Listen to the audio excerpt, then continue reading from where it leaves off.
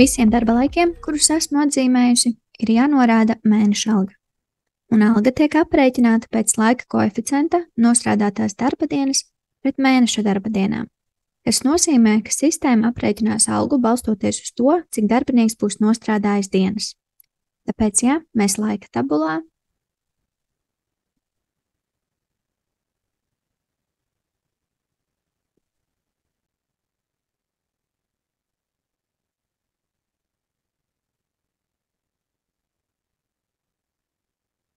norādītu, ka Anna ir nostrādājusi visas noteiktās mēneša stundas, bet ir strādājusi arī sestdienā, kas nozīmē, ka kopā sanāk vairāk darba dienas, tad alga tiktu aprēķināta lielāka kā mēneša alga.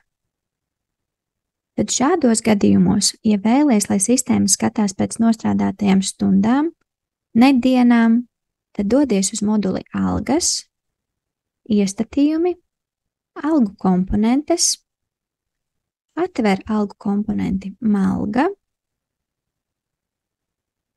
un nomaini laika koeficientu uz nostrādātās stundas pret mēneša darba stundām un saglabā. Tikai ņem vērā, ka tas tiks piemērots visiem darbiniekiem, kuriem darba līgumos ir norādīts kāds no šiem darba laikiem.